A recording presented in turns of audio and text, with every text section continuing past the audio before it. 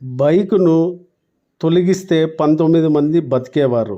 Kurnool road ప్రమాదంలో. Kurnool bus ప్రమాదానికి ముందు మరో 3 బస్సులు రోడ్డుపై పడిపోయిన బైకును చూసి పక్క నుంచి వెళ్ళిపోయారు. కానీ ఆ బైకును రోడ్డుపై నుంచి తొలగించే ప్రయత్నం చేయలేదు. అలా చేసి ఉంటే ఆ ఘోర ప్రమాదం తప్పేది. 19 మంది ప్రాణాలతో ఉండేవారు. డ్రైవరు ఆ బైక్పై నుంచి బస్సును పోనిచ్చాడు. మంటలు చెలరేగగానే భయపడి అక్కడి నుంచి డ్రైవరు పారిపోయాడు. ప్రయాణికులకు కనీసం సమాచారం కూడా ఇవ్వలేదు. కనీసం డ్రైవరు డోర్ వాకిలి తెరిచి ఉన్నా అందరూ డోర్ నుండి దిగేవారు. డ్రైవర్ చేసిన తప్పు బైక్ పైన బస్సును పోనిచ్చడం, తర్వాత డోర్ వాకిలి తెరవకపోవడం, అక్కడి నుంచి పారిపోవడం. తర్వాత అక్కడ రోడ్డు పైన 3 బస్సులు బైక్ని తప్పించి వెళ్ళిపోయాయి. వారు కూడా ఆ బైక్ని పక్కకి తీసేయడంలో నిర్లక్ష్యం వహించారు.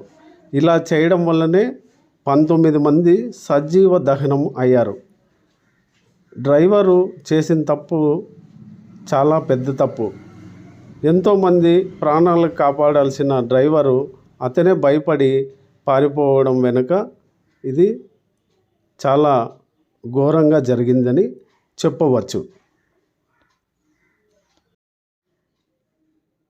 బైకును తొలగిస్తే 19 మంది బతికేవారు. కర్నూలు రోడ్డు ప్రమాదంలో.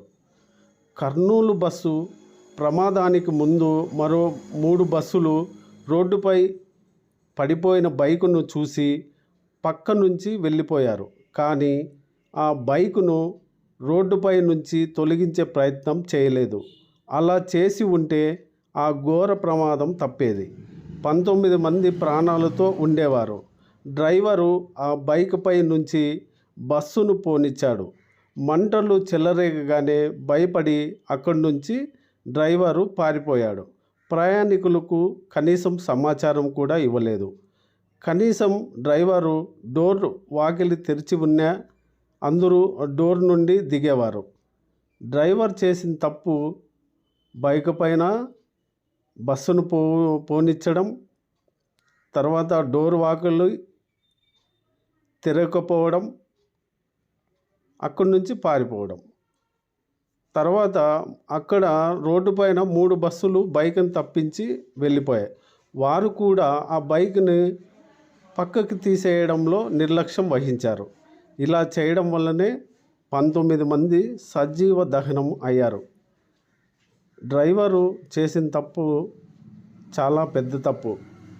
ఎంతోమంది ప్రాణాలు కాపాడాల్సిన డ్రైవరు అతనే భయపడి పారిపోవడం వెనుక ఇది చాలా ఘోరంగా జరిగిందని చెప్పవచ్చు.